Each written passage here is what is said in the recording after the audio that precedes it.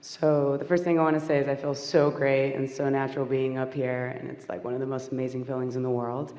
Basically, what I want to talk to you about today is I feel like I've been manifesting a lot of great things, starting off from finding $1 on the ground to getting a front row parking spot, doing all that.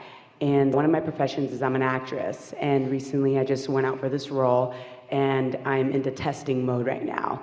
And my question to you is, how do I get out of my head about manifesting huge things like my dreams? By realizing that it's exactly the same process as the parking place. Sometimes it's helpful to examine the components. So a parking place is not a huge risk, but is it a desire? In other words, when you want a parking place, don't you want one?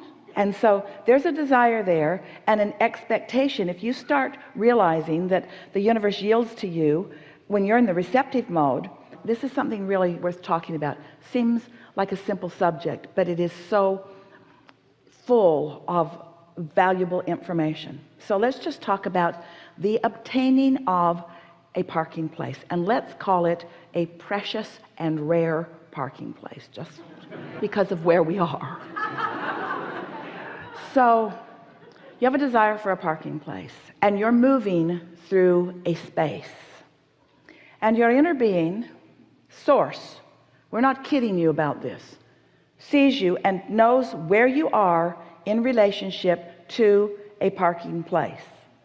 If you are in the receptive mode, the very speed at which you drive and turns that you make, because you know what it's like to move through a parking lot, there are lots of options, aren't there?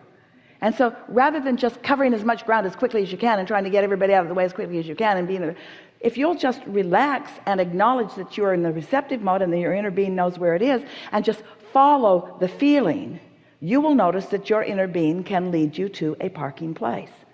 Esther spent a week with friends between Christmas and New Year's. They went to every movie in the city, all over the city, and had a perfect parking place every single time, every single time, every single time, because 100% of the people in the car expected that to happen, and that's the experience that they have. And each time they got out, they reveled in the delightfulness of their parking place. Life just felt so good. It's like all is well in the world because we got a parking place. Because it is evidence of thoughts turning to things. Those things matter because they represent how you feel, you see. That feeling of being guided is the best feeling that you can have. You really want to foster that. And so if you've got that going on, and you do, then the impulse to answer a request or a call, or the impulse to talk to this one, or the impulse to try out for this or that, all of those, it's that guidance, because your inner being knows who you are, what you like to do, what you want to improve on, what you want to get better at. Your inner being knows every bit of all of that, you see, and knows how to guide you to it. It's the same thing, the same simple thing. Got it. And also, one of your talks before, you were saying about sometimes giving a little less attention to what you really want, to maybe possibly to release resistance. Here's the thing about that. If you're flying high about it, the more attention you give it, the more fun it is, the faster the energy moves, and the more you get to guide the specifics of it. But if you're worried about it, then the less attention you give it, the more leeway you give the universe to please you, because the universe knows what you want. So when you really trust the universe, when you really trust source, when you really trust your inner being, when you really trust your vortex, and you know all that you want's all in there, then you can be very general, and the specifics will come to you easily. And frankly, we think that that is the best formula for almost everyone, because you stay out of your own way. You don't stir up your beliefs that hinder you. But it's really fun when you master alignment to then say to the universe, I specifically want this, and then watch the thrill of the universe specifically delivering specifically that. So you have to feel your way. If you're feeling confident, if you're feeling invincible, you are. I love that. Thank you so much. Yeah.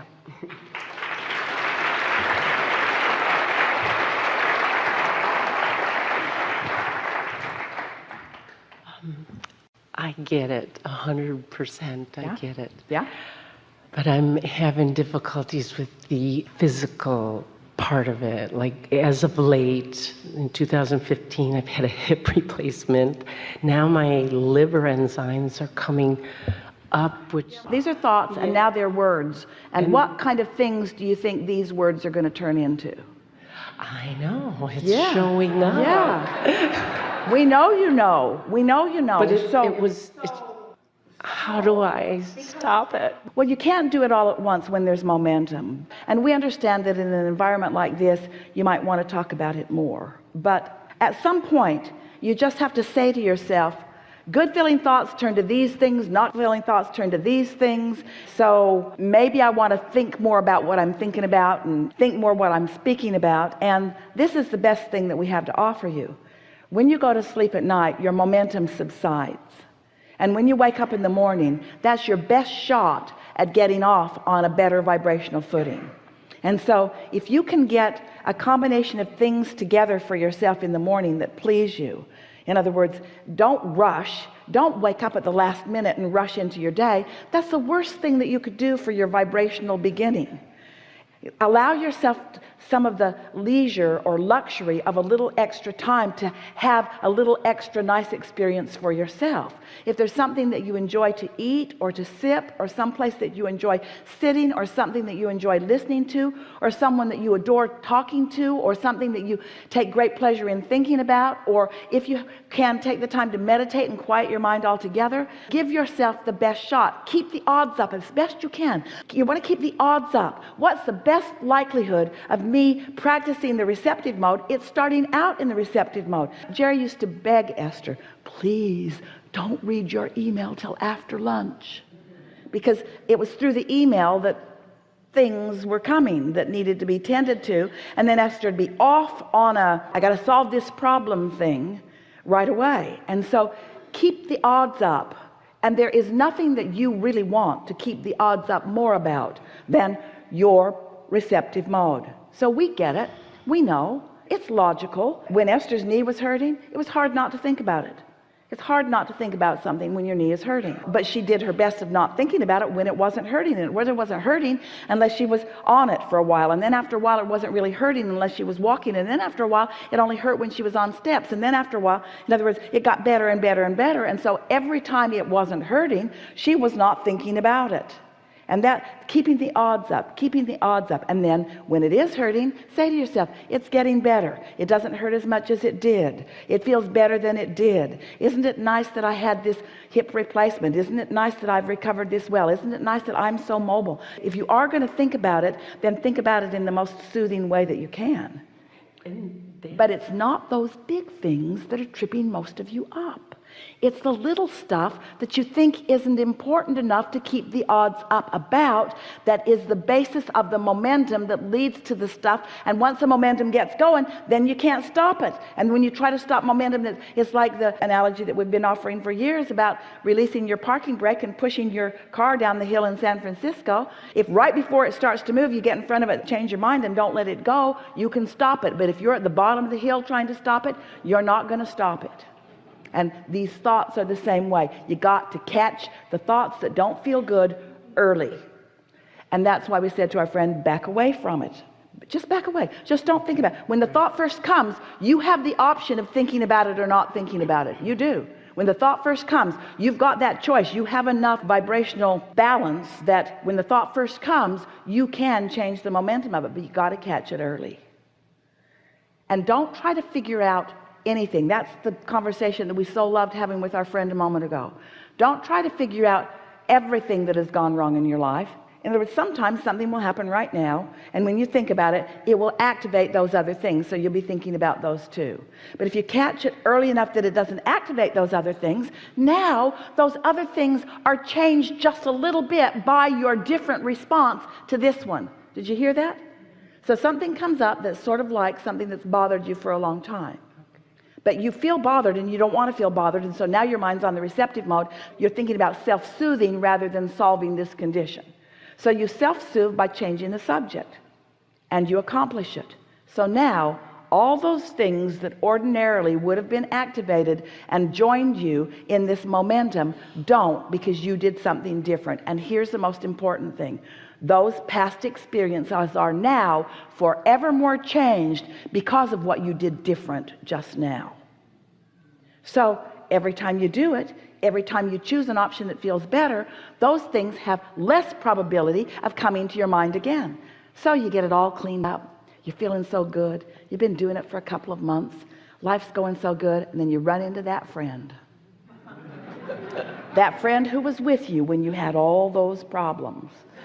It's easy to get it started again, but it won't be the same. And that friend will say, you feel, that friend will really try to get you to come back to where they last left you. And you might be tempted to go because you are a people pleaser. You are, you know you are.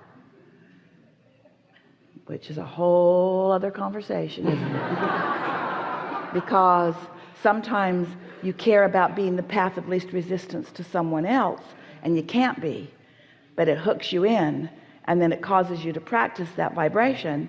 And then you say, how do I stop the momentum? The momentum is too much. We say, go to sleep again. Go to sleep and wake up, and go to sleep and wake up, and go to sleep and wake up, and go to sleep and wake up, and go to sleep and wake up, and go to sleep and wake up. And pretty soon that old momentum will not be a factor. Really, for sure. So when it's hurting, like in Esther's case, that's not the time to talk about it, because when it's hurting, if she works on it, she'll amplify the part she doesn't want. Don't work on anything when it hurts. Don't work on anything when you're feeling negative emotion. Don't try to solve a problem when you're all activated about it, because the vibration of a problem and the vibration of the solution are very different vibrations. So it's sort of like problem, and it's like the universe says, duly noted. You say, no, I'm not sure you really know about this problem. I need to tell you more. We got it, we got it, we got it, we got it, we got it. You put it in the vortex, we got it. You say, but I need to tell you more, because this isn't the first time that I've had this problem. We've got it, we've got it. Don't go further, don't go further, don't go any further. She went further. Go to sleep, wake up tomorrow. step back. When you just hold your tongue and seethe silently, the universe isn't listening to your words anyway. The universe is listening to your vibration. And so just not saying the things that you sometimes feel like saying isn't accomplishing anything. You got to understand that the receptive mode always feels good. And so as you practice it more and more, you'll have it. You'll find yourself being so playful, so frisky, so in love with life, so intuitive, so blessed. Yeah. Enough? Yes. Yeah. Thank you so much. Yeah.